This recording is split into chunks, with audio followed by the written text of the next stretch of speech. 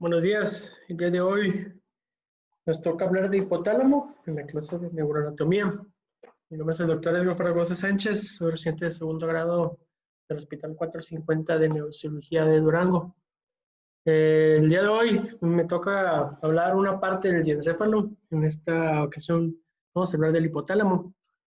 El hipotálamo vamos a estudiarlo como una pequeña porción, de hecho es muy diminuta en comparación de otras estructuras encefálicas o del sistema nervioso, pesando aproximadamente 4 gramos, o sea, menos del 0.3% de todo el tejido encefálico, pero más sin embargo, es un tejido el cual va a tener múltiples funciones. Vamos a ver que tiene función homeostática, tiene función autonómica, tiene función de las emociones, en el aprendizaje, y ahorita vamos a verlo. Vamos a verlo por diferentes partes, vamos a ver cuáles son sus núcleos, cuáles son sus cuerpos neuronales y qué funciones tienen principalmente cada uno. Vamos a ver qué conexiones mantiene esta región, esta estructura encefálica, y así como sus funciones, tanto en la salud como en la enfermedad. Vamos a tener el hipotálamo. El hipotálamo se encuentra en una región profunda del encéfalo, una región en la línea media, en cercanía de la transición del tronco cerebral con el cerebro. Esta parte del cerebro se va a llamar diencéfalo. Recordando nada más que el diencéfalo es... El diencéfalo se forma por 3 estructuras grandes, que va a ser el epitálamo, el tálamo y el hipotálamo. El tálamo y el epitálamo lo hablará más adelante mi compañero Mario. El día de hoy me corresponde hablar del hipotálamo. Con esta mnemotecnia, que sería HIL, sería las 4 siglas de las funciones hipotalámicas, que sería homeostasis, que es mantener un equilibrio dentro de nuestro cuerpo, diversas funciones, como es la temperatura, como es frecuencia cardíaca, como es temperatura, entre otras.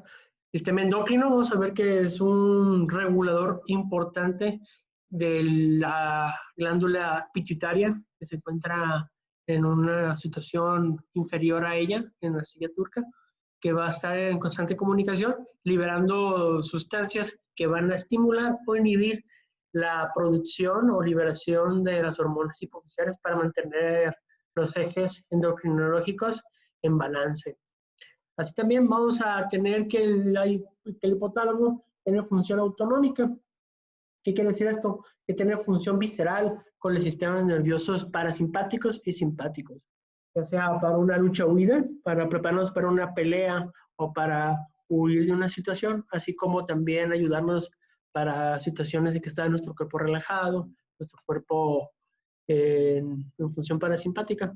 También va a tener su función límbica, que tiene que ver con el centro de las emociones, la memoria y el aprendizaje. Y ahorita vamos a ver, por ejemplo, que forma parte de un circuito importante, que es el circuito de Papez, a través de un tracto originado de unas pequeñas protuberancias que se llaman cuerpos mamilares a través del circuito de Papez, que corrobora con el tracto mamilotalámico o de Pic de Asil. Más adelante vamos a verlo. Primero vamos a empezar con sus límites anatómicos para poder guiarnos aquí. Tenemos diversas imágenes. Tenemos primero esta imagen, es una imagen del Dr. Rothman, en la cual vemos una vista anterior oblicua desde el lado izquierdo. Hacia acá es nuestra izquierda, es anterior, hacia nuestra derecha es posterior, superior, inferior. Aquí vemos un corte sagital a nivel de la línea media, un poquito más hacia la izquierda, en el cual observamos aquí esta estructura, que sería el tallo cerebral, de inferior a superior sería el bulbo, puente con sus fibras de corticoespinales, corticopontinas, por ejemplo, las frontopontinas, las temporocipitoparietales pontinas, que habíamos visto previamente en la clase de mesencéfalo. Aquí vemos el mesencéfalo con la fosa interpeduncular, en el cual vemos estas pequeñas ramificaciones de la arteria basilar que penetran en la sustancia perforada posterior. Justamente superior y hacia anterior encontramos estas protrusiones, que serían los cuerpos mamilares. Hacia enfrente de él encontraríamos un receso o una protrusión del hipotálamo hacia la hipófisis, que sería el infundíbulo o tuber cinerum. hacia enfrente de él, hacia anterior, encontramos el quiasma óptico, que se forma por la unión de los dos nervios ópticos, los cuales se van a originar las cintillas ópticas. Hacia superior vemos esta parte, que es una pared. La pared anterior de nuestro hipotálamo va a ser nuestro límite anterior, que se llama lámina terminal. Recordando que la lámina terminal es nuestro vestigio del neuroporo anterior. Hacia superior, aquí vemos cómo se va formando el cuerpo calloso con sus diversas porciones, el pico, la rodilla, el cuerpo y este es el esplenio. Y a esta parte que está señalando aquí sería la porción de nace septum pellucidum dirigiéndose hacia el fornix. El fornix vamos a ver que es una sustancia, aquí no la apreciamos tan bien, sino más bien un pequeño vestigio de él, que es fibras que se originaron o están comunicándonos la formación hipocampal o el hipocampo con los cuerpos mamilares. Ahorita vamos a hablar un poco más de él. Aquí vemos una buena parte del tálamo en una situación rostral y caudal en relación al hipotálamo. Aquí vemos que hacia anterior del hipotálamo, de la lámina terminal, encontramos las arterias cerebrales anteriores, como estas se dirigen hacia la cara medial del lóbulo frontal y luego dirigiéndose hacia alrededor del cuerpo calloso, y la arteria comunicante anterior. Hay que tenerlo presente porque vamos a hablar más adelante de la irrigación del mismo hipotálamo. Hacia acá inferior vemos cómo sube la arteria basilar para hacer su bifurcación y forma sus arterias comunicantes posteriores y su cerebral posterior. Aquí hay que tener en cuenta que forman o lanzan pequeñas ramificaciones tanto la comunicante anterior, la comunicante posterior, la cerebral posterior y la cerebral anterior, que van a lanzar pequeñas ramas que nos van a contribuir a la irrigación del mismo del hipotálamo. Aquí vemos un corte sagital de una vista desde la izquierda. Hacia nuestra izquierda es anterior, hacia nuestra derecha es posterior, superior e inferior. Estamos viendo puente, mesencéfalo, diencéfalo. Aquí el encéfalo lo dividimos en tres porciones, de anterior, inferior, hacia posterior y superior, ¿no? Anterior e inferior sería nuestro hipotálamo, que dijimos que tenía sus límites anterior, la lámina terminal, nuestro vestigio del neuroporo anterior. Nuestro piso o nuestra situación inferior sería de anterior a posterior. Primero, el quiasma óptico, el cual forma un receso quiasmático en el tercer ventrículo y tiene relación con unos núcleos que ahorita vamos a ver. Segunda protrusión en nuestro piso sería el tuber cinerum, que sería el tallo pituitario, tallo de la hipófisis, el cual va a comunicarnos a través de dos tractos, que más adelante vamos a ver, nuestro hipotálamo con la glándula pituitaria. Hacia posterior continuamos, nuestra tercera protrusión, que serían los cuerpos mamilares. Ahorita vamos a ver que tienen mucha relación con el sistema límbico y el sistema dopaminérgico. Y terminando nuestra pared posterior de nuestro hipotálamo, el tegmento mesencefálico. Ese tegmento mesencefálico forma nuestra pared posterior. Ahora bien, aquí vemos el foramen interventricular que nos comunica ventrículos laterales con tercer ventrículo, por donde aparece este plexo coroideo saliendo y entrando hacia el del ventrículo lateral al tercer ventrículo, y vamos a ver que su pared superior y anterior, esto que vemos aquí, sería el fornix, su pilar, ¿sí? Que se dirige hacia los cuerpos mamilares. En cambio, a su pared posterior encontraríamos de este foramen el tálamo, ¿no?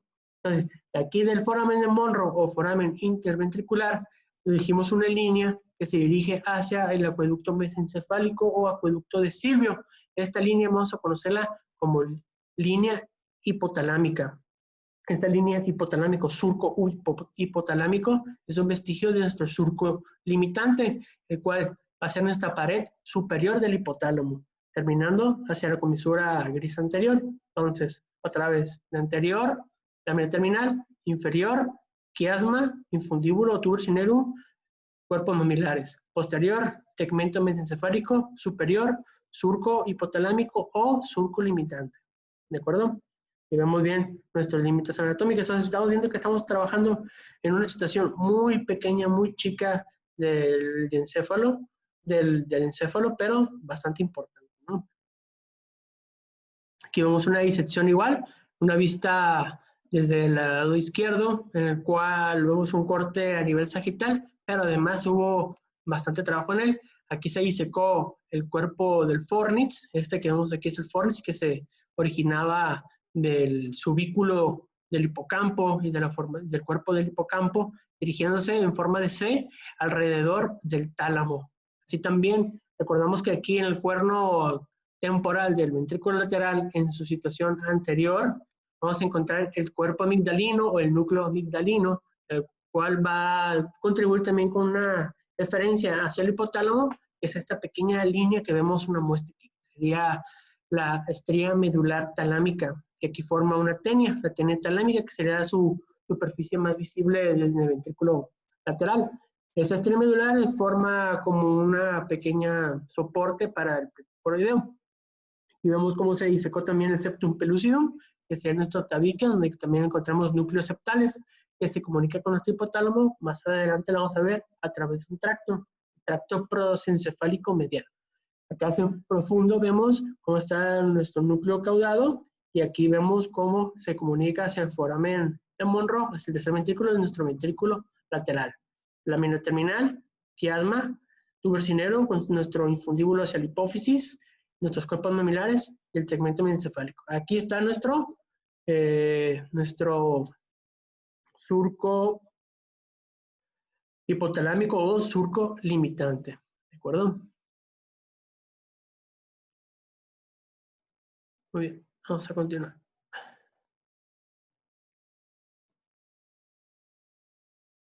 Aquí vemos una vista anterior de nuestro encéfalo y vamos la lámina terminal. Si nosotros ingresáramos a través de la lámina terminal, aquí vemos las comunicantes anteriores y nuestras cerebrales anteriores, cómo aquí nos vamos a comunicar hacia el tercer ventrículo. Aquí vemos los recesos, el receso quiasmático, el receso infundibular, y hacia posterior aquí encontraríamos los cuerpos mamilares, aquí es donde se penetra para llegar a ser la tercer ventrículo también, ¿no? Ahora bien, ya vimos nuestro límite superior, inferior, anterior, posterior, pero nuestros límites medial y lateral son los siguientes. Nuestro límite lateral es esta sustancia blanca que la conocemos como cápsula interna. Recordando que la cápsula interna tiene su brazo anterior, posterior, rodilla, y nuestras porciones retrolenticulare y sublenticulare, respectivamente, para la vía visual y vía auditiva.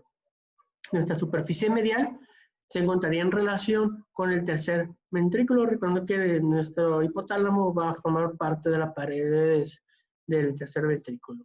¿Perdón? Vamos a ver que nuestro hipotálamo, cuando se hace el receso del infundíbulo del tubo cinerum, forma una pequeña invaginación. Esta pequeña invaginación vamos a ver que forma un núcleo que vamos a conocer como núcleo arqueado. Bien, ahora comenzaremos a hablar de los núcleos del hipotálamo. Para hablar de los núcleos del hipotálamo, vamos a dividir nuestro hipotálamo en un corte coronal. Vamos a dividirlo en una zona medial y otra zona lateral, dependiendo de una estructura. Esa estructura la vamos a conocer como fornix. Recordando que el fornix es la conexión entre el hipocampo y los cuerpos mamilares. Fornix hacia medial son los núcleos o complejos mediales, en el cual vamos a encontrarlos con mayor número en comparación a nuestro complejo lateral. Nuestro complejo lateral no es tan abundante, sino más bien son núcleos mucho más voluminosos. ¿De acuerdo? Entonces vamos a dividirlo de acuerdo a nuestros recesos o eminencias que vimos aquí en nuestro piso del hipotálamo en 4 regiones. Una línea la trazamos a nivel del quiasma, otra línea la trazamos a nivel del tuber cinerum y otra línea la trazamos al nivel del cuerpo mamilar. Entonces, de la línea del quiasma hacia adelante vamos a tener la región preóptica. Esta región preóptica tiene importancia porque embriológicamente no pertenece al hipotálamo, sino al telencéfalo. Pero como se migró estas células hacia el área hipotalámica y tiene función hipotalámica, se considera como parte hipotálamo. Atrás de él encontramos la región de supraóptica, porque tiene relación con las cintillas ópticas. Vamos a encontrar diversos núcleos. Encontramos el núcleo supraquiasmático, que tiene más relación medial y superior al quiasma óptico. Otro núcleo que se llama el núcleo supraóptico, que está por encima de las cintillas ópticas cuando nacen del quiasma óptico. Y en relación más hacia superior encontramos el núcleo anterior del hipotálamo y otro núcleo que se va a llamar el núcleo paraventricular. Ahorita vamos a hablar más de ellos. Trazamos esta línea a nivel del tuber cinerum. esta invaginación, vamos a ver que el hipotálamo forma un núcleo, el núcleo arcuato. Este núcleo arcuato tiene relación con el sistema endocrinológico, también tiene el sistema de las emociones. Vamos a ver más adelante cómo se comunica a través de un sistema que vamos a llamar el sistema parvocelular. Hacia superior a él encontramos dos complejos nucleares en una situación medial. Estos van a ser los núcleos dorsomediales y ventromedial. El ventromedial más desarrollado y con mayor importancia, más adelante lo veremos. Otra línea la trazamos justamente cuando nacen los cuerpos mamilares. Vamos a encontrar este complejo nuclear que se llama los cuerpos mamilares, que lo podemos dividir en tres zonas, dependiendo de la literatura donde lo revisemos. En una región medial, que va a ser que va a originarnos un tracto, que es el tracto mamilotalámico, que es parte del circuito de Papez, así como también un núcleo en la región más posterior del hipotálamo. Ahorita vamos a ver más de su función. Entonces, vamos a poner cortes coronales del hipotálamo, de anterior hacia posterior. Primero encontramos los núcleos preópticos. Algo de mencionarse de importancia es este pequeño fascículo que se encuentra en la relación lateral del hipotálamo, que se va a llamar el tracto del prosencéfalo medial. Ese tracto del prosencéfalo medial se encuentra, como quien dice, difuminado o junto con el hipotálamo lateral, lanzando todas sus eferencias. Este tracto del prosencéfalo medial también nos está comunicando toda la región, por ejemplo, del prosencéfalo medial que corresponde al lóbulo prefrontal en su situación medial e inferior, al área del cíngulo, a la corteza olfatoria, al área entorrinal, que todas estas van a mandar información emocional y de la olfacción y del gusto hacia esta región, hacia la región lateral del hipotálamo. Vamos a hablar del núcleo preóptico medial. Este núcleo preóptico medial tiene función sexual, también se le conoce como núcleo dismórfico sexual. Este núcleo sexual tiene importancia porque en el varón se encuentra aproximadamente 2 veces más grande en relación a las mujeres. Esto dado a la mayor excitación sexual que poseen los varones. Por ejemplo, se han hecho estudios a través de resonancia magnética, ponerles películas eróticas a los individuos y tiene mayor estimulación en los varones en relación hacia las mujeres. Esto dado que las mujeres tienen unos niveles hormonales cíclicos en comparación al varón, que son más continuos. También tenemos otro corte, justamente posterior al quiasma óptico, cuando se forman las cintillas ópticas. Estas cintillas ópticas vamos a encontrar diversos núcleos. Los núcleos mediales, vamos a encontrar justo por arriba del quiasma óptico el núcleo supraquiasmático. Este núcleo supraquiasmático tiene relación con el sistema circadiano. Ahorita vamos a ver que recibe aferencias de la retina a través de una vía que se llama retino hipotalámica, y esta recibe información de la luz de día y de noche y tiene relación con la producción de melatonina y la regulación de los ciclos circadianos. Lateral a él y un poco superior encontramos los núcleos supraópticos. Estos núcleos supraópticos se encuentran en una situación superior a las cintillas ópticas y va a formar junto con el núcleo paraventricular un sistema que se llama sistema magnocelular, que estos dos núcleos van a formar o producir hormonas tanto antidiurética como oxitocina, antidiurética también conocida como vasopresina. El núcleo supraóptico tiene más relación con la producción de hormona antidiurética y el núcleo paraventricular tiene más relación con la producción de oxitocina. Sin embargo, ambos núcleos producen ambas hormonas en menor o mayor cantidad. ¿Cuándo se libera hormona antidiurética del núcleo supraóptico? El núcleo supraóptico va a detectar a través de osmorreceptores, a través de un órgano circunventricular, el cual hemos visto en clases previas, como es la porción vascular de la lámina terminal o el órgano subfornical, los cuales detectan cambios en la inmunidad tan leves y ellos hacen que produzcan o disminuya la secreción de hormona antidiurética. La hormona antidiurética, recordemos, tiene función en los túbulos colectores y en el túbulo contorneado distal de la nefrona para reabsorción de agua a través de la colocación de acuaporinas y además de fomentar la vasoconstricción arterial para aumentar la tensión arterial sistémica. Así también encontramos nuestro núcleo anterior del hipotálamo. Este núcleo anterior del hipotálamo tiene diversas funciones. Por ejemplo, tiene función del centro de la sed. Este núcleo, cuando se libera hormona antidiurética, se detecta que se tiene mayor concentración en la sangre, aumenta la osmolalidad sanguínea, aumenta la ingesta de agua del individuo.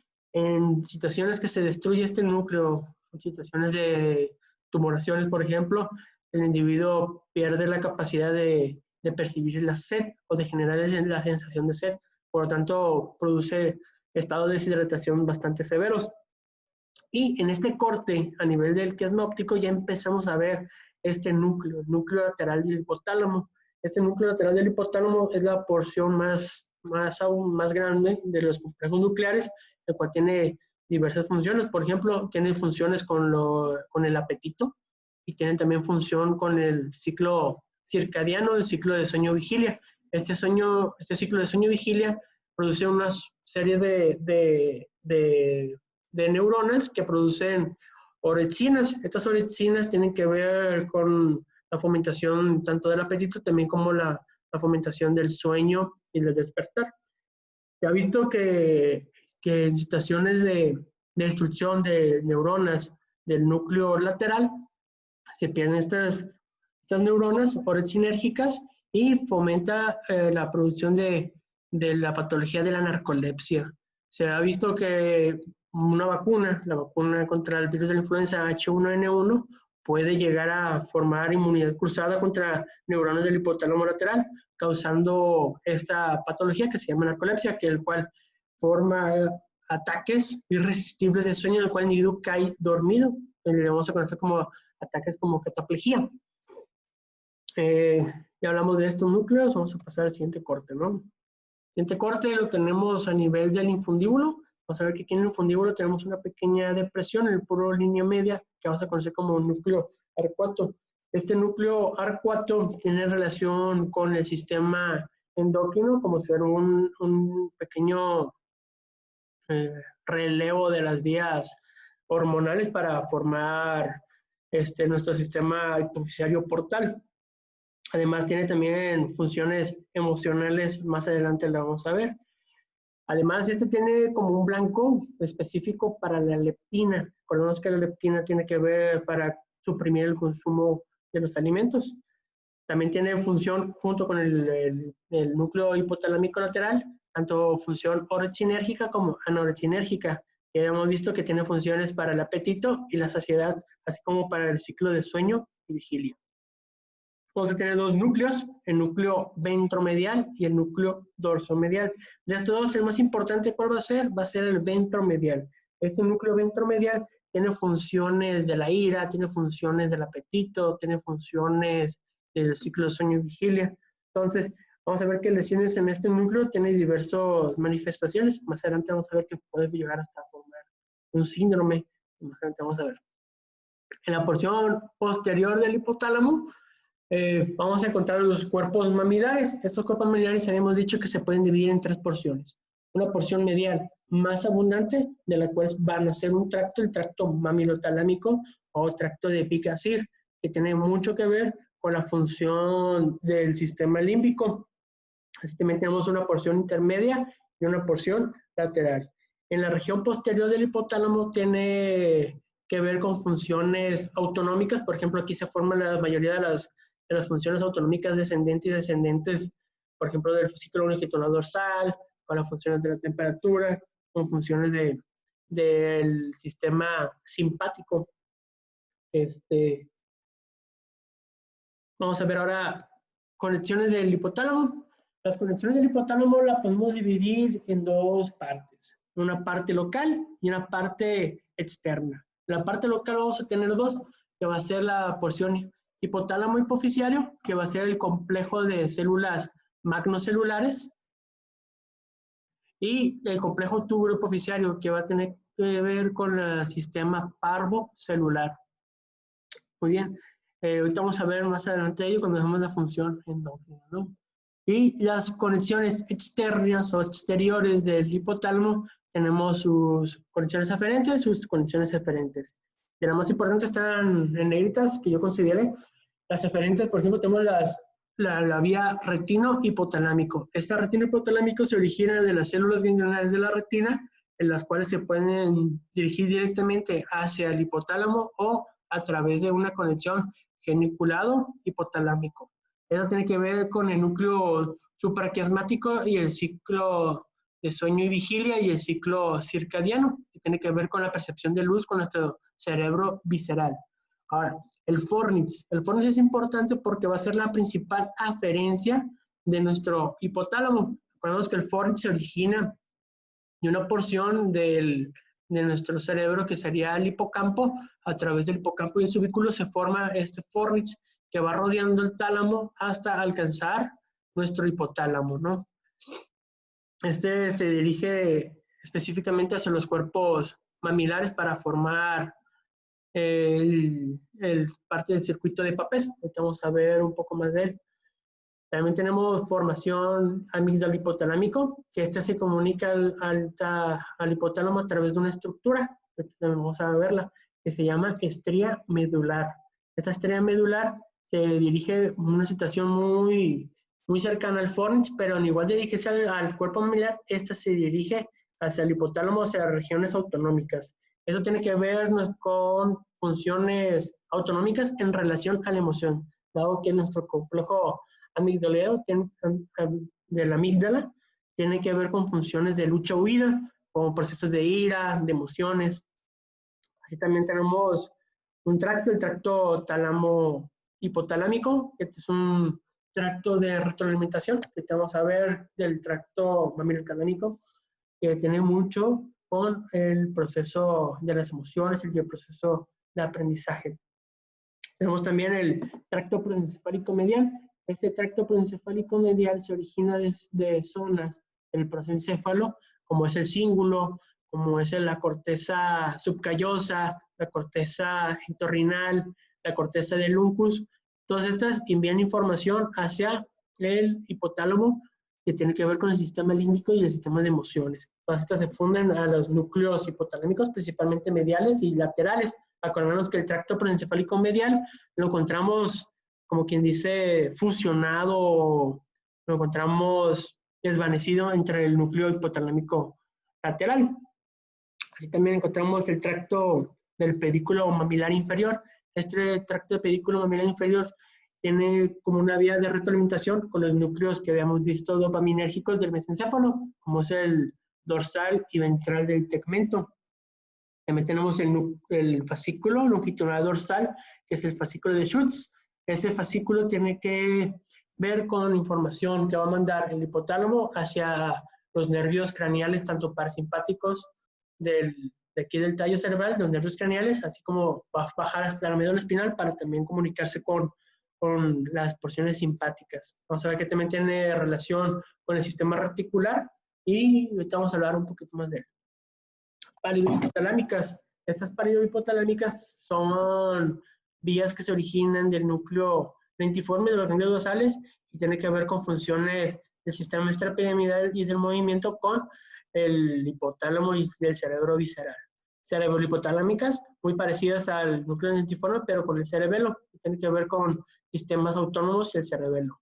Prefrontales, que tienen que ver con el lóbulo prefrontal, como es la corteza premotora, la corteza orbitaria, la corteza medial del lóbulo prefrontal, que también tienen funciones autonómicas. Y otras conexiones que pueden ser núcleos del RAFE a través de neuronas serotoninérgicas, núcleos como el núcleo lucus cerebrus, que tienen que ver con formaciones del sistema noradrenérgico. Esto tiene mucho que ver con el sistema de sueño-vigilia, con el sistema de las fases REM, no REM del sueño, para tener un sistema de despertar. Así también, como tenemos aferentes, tenemos vías eferentes. Tenemos el tracto mamilotalámico, también conocido como tracto de Big-Yazir. Vamos a verlo, que también forma parte del circuito de Papez. Este tracto se dirige de los cuerpos mamilares específicamente el núcleo medial, hacia el área anterior del tálamo. Más adelante Mario lo hablará, pero esta área del tálamo es una vía en la cual se va a dispersar a toda la corteza del cíngulo para que esta corteza del cíngulo vuelva al hipocampo. Ahorita vamos a hablar más del circuito de Papez un poquito. Tenemos también el tracto mamilo tegmentario, que es una conexión de retroalimentación con el área tegmental del mesencéfalo. Tenemos el fornix. El fornix dijimos que venía del hipocampo, que se dirigía alrededor del tálamo, dirigiéndose hacia los cuerpos mamilares. Este fornix forma su eferencia como una conexión recíproca. Así también forma una conexión recíproca del tracto proencefálico medial. Así como hay aferencias, hay diferencias. Y en el caso de la aferencia del fascículo longitudinal dorsal, la aferencia es más abundante del parte del hipotálamo, que tiene que ver con las funciones parasimpáticas, funciones autonómicas, funciones con el sistema reticular ascendente del tallo cerebral. Fibras autónomas descendentes, que vamos a ver más adelante cómo se divide la función hipotalámica con la relación del sistema parasimpático y del sistema simpático. Así también tenemos formaciones hipotálamos cerebelosas, que son una vía de conexiones recíprocas entre el cerebelo y el hipotálamo. También tenemos nuestra conexión eferente como vía de recíproca entre la conexión que proviene de la cara medial del lóbulo prefrontal, su cara premotora. Y tenemos también nuestras conexiones hipotálamo-talámicas, que también tienen que ver con los núcleos posteriores del tálamo y otros. Vamos a ver estos esquemas que tenemos. Aquí tenemos un corte sagital del diencéfalo para ver las transporciones. Aquí vemos una representación del hipocampo y de... ¿Sí me escuchan? Sí, ya se tapó la Sí, compu. no, se me cayó el internet aquí de la casa. Ah, ok. Ok, ¿en qué me quedé? Aquí en esta imagen. Sí, todavía no pasabas esa imagen, estabas terminando la otra. Ok. Sí, terminé las conexiones eferentes. Ya estabas en lo último de las conexiones.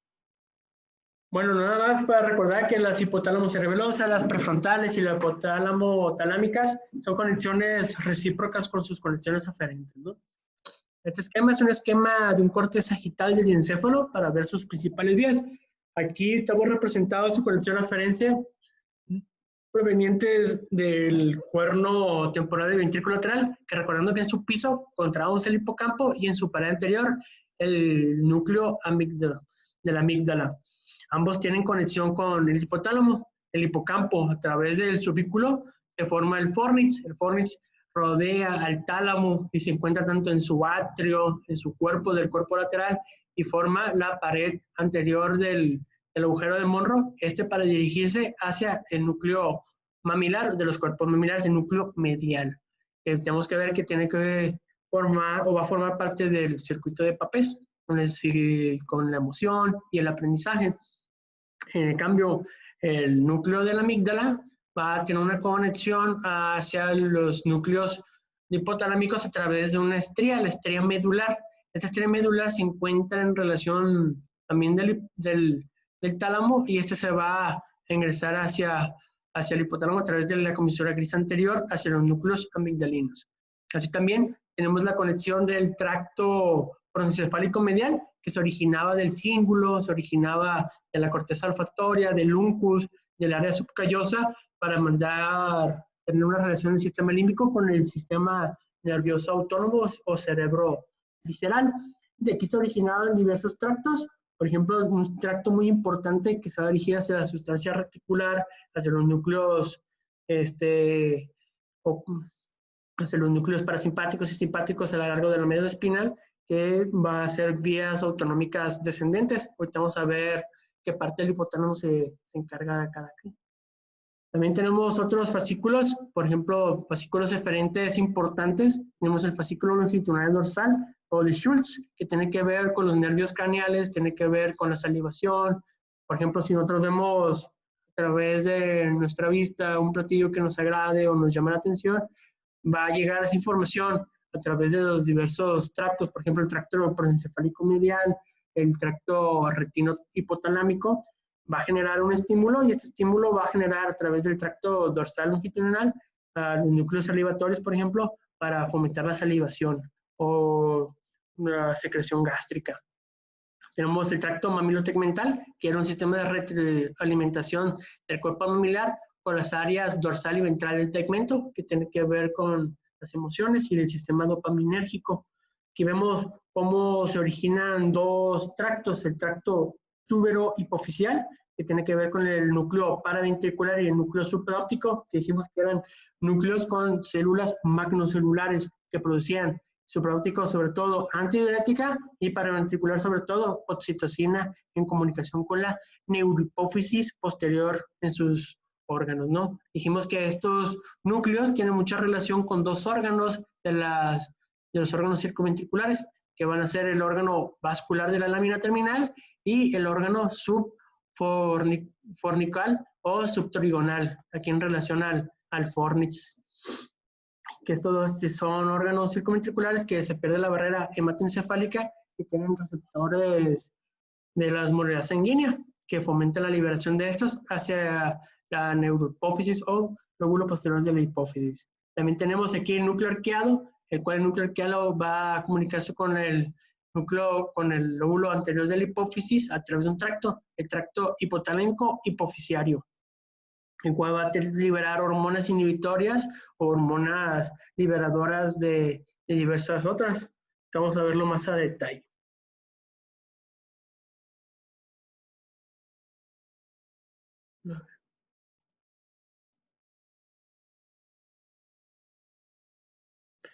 Y vemos una representación esquemática del circuito de Papez. El circuito de Papez empezamos aquí en el hipocampo, que recibe aferencias de diversos estímulos, el cual se origina a través del subículo este circuito a través del fornix. El fornix va rodeando el tálamo, forma, acordémonos, entre ambas comisiones del fornix, el cuerpo del fornix, el techo del tercer ventrículo y hacia interior su pilar del fornix. Este pilar del fornix se dirige hacia el cuerpo mamilar, donde hace sinapsis. Esta sinapsis se encuentra sobre todo sobre el núcleo medial mamilar. Este núcleo mamilar medial forma un tracto, el tracto mamilotalámico de Big-Dazir, que se dirige hacia el tálamo anterior. El tálamo anterior hace sinapsis y forman las radiaciones tálamo singulares o tracto tálamo singulares. Después se va a proyectar toda la corteza del giro del cíngulo, y el giro del cíngulo va a formar unas conexiones, el tracto cíngulo hipocampales, que se encuentra en relación a todo este giro, dirigiéndose hacia la corteza hipocámpica para llegar hacia el hipocampo y cerrar así el circuito de Papez. El circuito de Papez tiene relación con la memoria y el aprendizaje. Ahora bien, vamos a hablar de las funciones propias del hipotálamo. Vamos a tener que tener funciones diversas, ¿no? Recordando la mnemotecnia de Hill, que era H, E, A, L. H de homeostasis, E de endocrino, A de autónomo y L de límbico. Vamos a hablar primero de la función endocrina. La función endocrina dijimos que se divide en dos grandes rubros. Una porción magnocelular dada por dos núcleos, que es el núcleo supraóptico y el núcleo paraventricular. Estos núcleos supraóptico y paraventricular van a formar antidiurética, sobre todo el supraóptico, y oxitocina, sobre todo el paraventricular. Este se dirige a través del tracto hipotálamo hipofisiario hasta hacer unas dilataciones de sus neuronas y reservar a estas hormonas para su liberación. Estas se encuentran en relación al lóbulo posterior de la hipófisis o neurohipófisis. Tenemos también las neuronas parvocelulares, que van a ser diversos otros núcleos, los cuales van a llevar su información de péptidos o en su caso de dopamina para la regulación de la prolactina o la hormona del crecimiento hacia el núcleo arcuato. Aquí del núcleo arcuato vamos a ver que se forma un órgano circunventricular en relación que se llama eminencia media.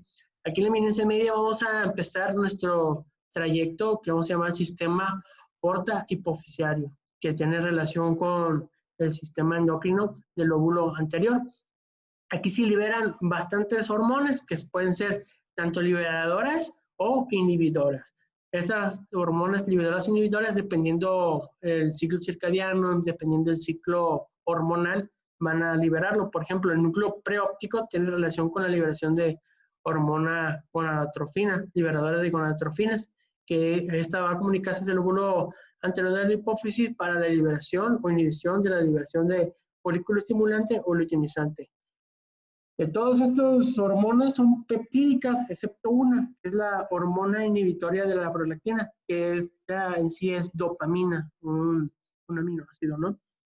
Que inhibiría su liberación. Entonces, este tracto tuberoinfundibular o tracto hipotálamo hipofisiario son dos tractos diferentes. El tuberoinfundibular tiene que ver con el sistema parvocelular y el hipotálamo hipofisiario tiene que ver con la función magnocelular, que son dos núcleos, núcleo supraóptico y paraventricular. Todos los demás serían parvocelulares.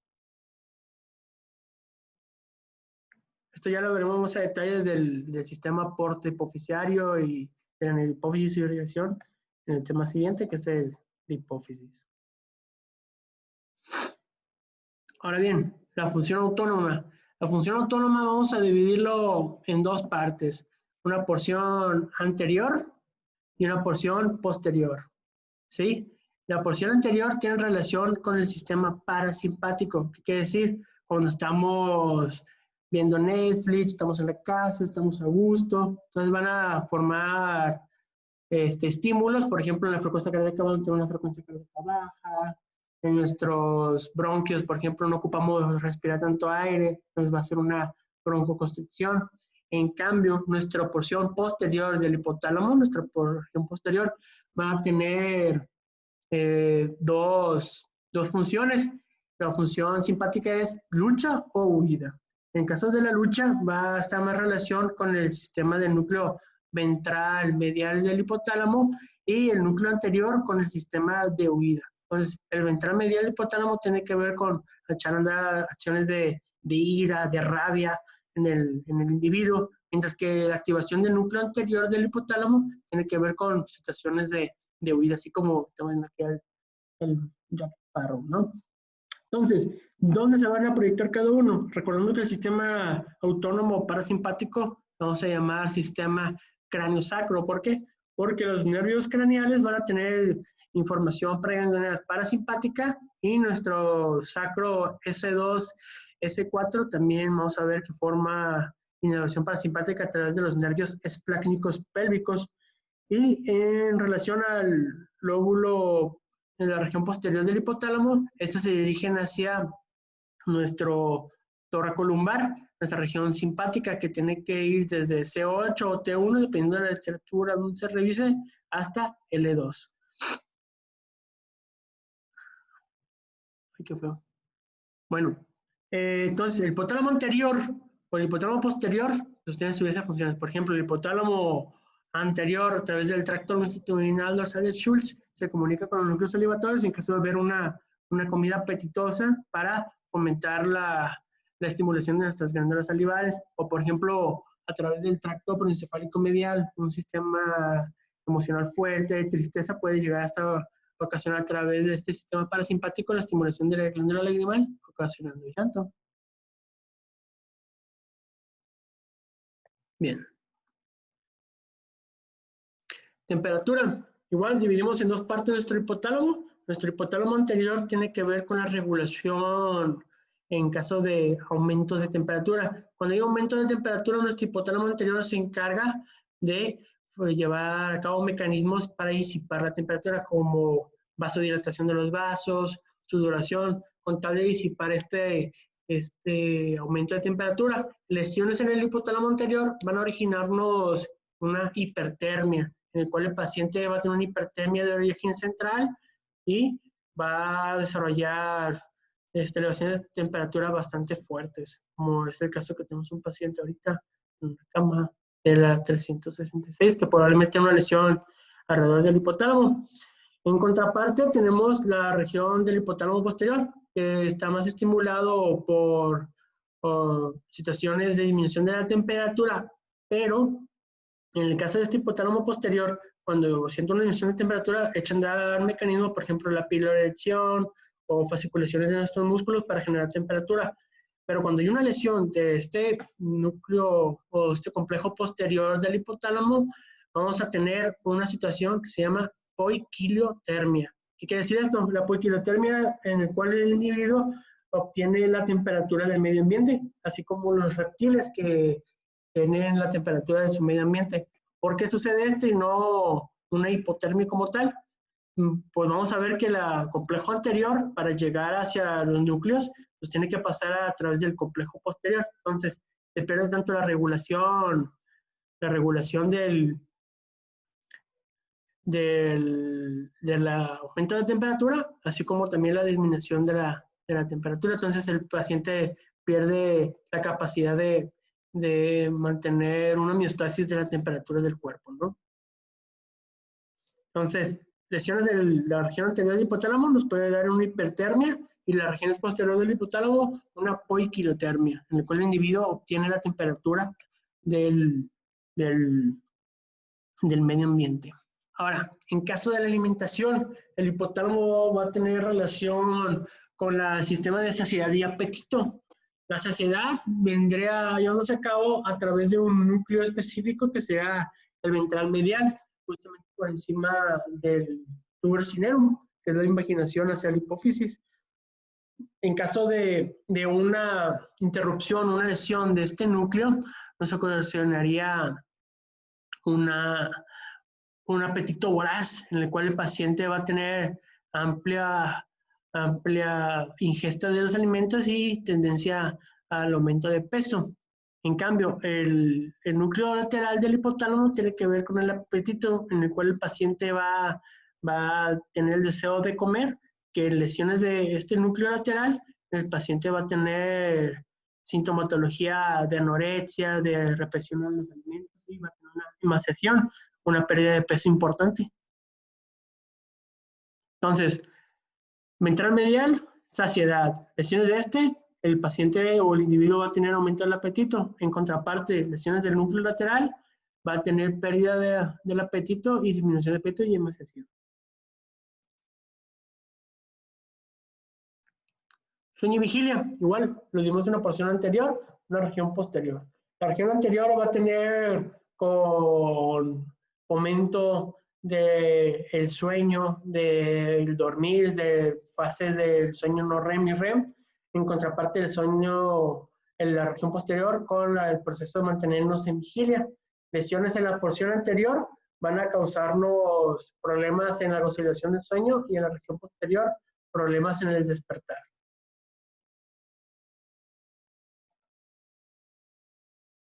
Que hemos visto que el núcleo lateral del hipotálamo tiene mucha relación con las neuronas oresinérgicas, que una pérdida de estas neuronas nos puede llegar a producir narcolepsia, que son ataques irresistibles de sueño, en el cual el paciente produce ataques de cataplejía. En la memoria, ya habíamos hablado de él, el circuito de Papez, que se originaba del hipocampo, tras del FOR, llegaba a los cuerpos mamilares, el núcleo medial, del núcleo medial al tálamo, la porción anterior a la corteza del cíngulo, y la corteza del cíngulo, el cíngulo hacia el hipocampo, a la corteza perihipocampal, para volver a empezar este circuito, el circuito de Papez. Más adelante vamos a verlo más a detalle en el sistema límbico. Y en cuanto a lo sexual hemos dicho que había un núcleo, el núcleo dismórfico sexual, que es el núcleo preóptico medial. Este núcleo preóptico medial, habíamos comentado, en el varón, 2 veces más grande que en la mujer, dado a la mayor cantidad de excitación o de, por ejemplo, hicieron, como he comentado, estudios de resonancia funcional, cuando ponían películas eróticas, en el varón se estimula mucho por más que en la contraparte de la mujer, que la mujer es más cíclico este núcleo o estas porciones de excitación sexual. Ahora bien, comentando de la irrigación del hipotálamo, tenemos 2 porciones. A nuestra izquierda tenemos una vista sagital desde la izquierda, una cara medial izquierda, el cual esto es anterior hacia la izquierda, posterior hacia la derecha. Aquí vemos el quiasma óptico Vamos a otro receso, el receso del tubo ursinero, el receso infundibular y hacia atrás el cuerpo mamilar. Lámina terminal, con visura gris anterior, aquí se formaría el cuerpo calloso, aquí está disecado el septum pelúcido y aquí estamos viendo hacia adentro del ventrículo lateral, en este caso la cabeza del núcleo caudado. Aquí vemos el fornix, cómo se dirige hacia el núcleo mamilar para llegar desde el hipocampo hasta él, para formar parte del circuito de Papez. Esta imagen la puse para ver cómo estas ramas de la arteria comunicante anterior manda sus pequeñas ramas hacia la lámina terminal y hacia el quiasma óptico. Entonces, la región anterior del hipotálamo y más superior, ¿sí? Sería dada por los ramas de la comunicante anterior y cerebral anterior, pequeñas ramitas. Ahora, nuestro lado izquierdo puse una imagen vista inferior, hacia acá es posterior, hacia abajo, hacia arriba es anterior, laterales y línea media. De posterior a anterior, primero vemos los núcleos mamilares, el infundíbulo tubercinerum con el infundíbulo dirigiéndose hacia la hipófisis y hacia anterior a él el quiasma óptico, nervios ópticos, cintillas ópticas. Aquí vemos la arteria basilar se bifurcó y formó sus comunicantes posteriores y su arteria cerebral posterior. Todas ellas lanzan ramas que van a nutrir la región más posterior y caudal del hipotálamo, que vamos a ver aquí. Van a estar irrigando el infundíbulo, van a estar irrigando los cuerpos mamilares y van a estar irrigando la porción más posterior e inferior, ¿no? Entonces, región anterior y más superior está dado por las arterias cerebrales anteriores y comunicantes anteriores, pequeñas ramas tributarias, y en la región posterior y más inferior van a irrigar cuerpos mamilares, infundíbulo, las comunicantes posteriores y las arterias cerebrales posteriores.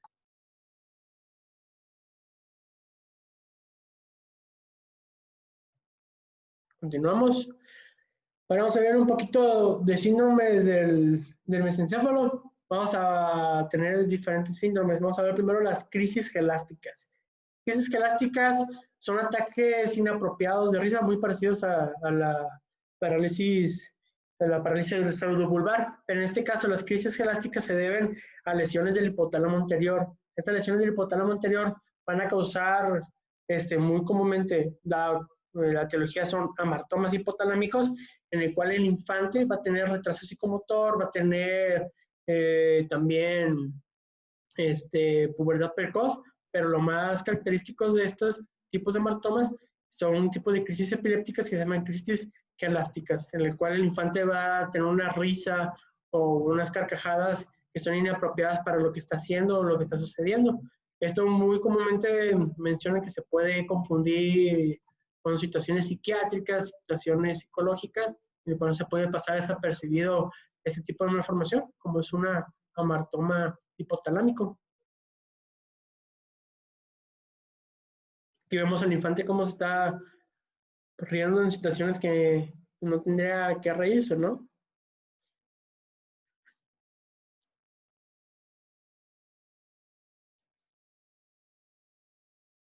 Aquí, como vemos en esta imagen, vemos una lesión del hipotálamo en relación a superior a los núcleos, hacia el infundíbulo y núcleos mamilares. Pues tenemos el síndrome de Froelich. Este síndrome de Froelich es una triada que es hipoplasia genital, falta de crecimiento y obesidad. Este tiene que ver con lesiones o alteraciones del núcleo ventral medial del hipotálamo. Es un síndrome no tan común, pero esta triada pues puede dejar originarnos desde hipoplasia genital, falta de crecimiento, falla de Medro y obesidad misma del paciente. Síndrome de Klein-Levine. Este síndrome de Klein-Levine va a hacer ataques de bulimia, hipersomnolencia e hipersexualidad que se pueden durar hasta días estos ataques, en el cual el paciente ingiere abundantes alimentos, pasa mucho tiempo en cama, mucho sueño diurno, mucha somnolencia diurna y una hipersexualidad bastante mostrada. Y aquí la relación puede haber, se dice que es una alteración de la dopamina, ya sea de los núcleos de los tractos mamilotegmentarios o del pedículo del mamilar inferior, en el cual se ve una alteración de la dopamina en dirección hacia el hipotálamo, originando esos ataques. El síndrome de Shapiro está en relación a la genesia del cuerpo calloso o una lesión que vamos a encontrar también a nivel del núcleo arqueado, que vimos que aquí el núcleo arqueado tiene muchas funciones, más que nada endocrinológicas, así también como también de las emociones. Y con el síndrome de Shapiro va a ser lo más característico una hipotermia episódica acompañada, puede o no, de polidipsia, oliguria, hiponatremia y paroxismos autonómicos. Entonces, eso está en relación con la genesia del cuerpo calloso y lesiones del núcleo arqueado.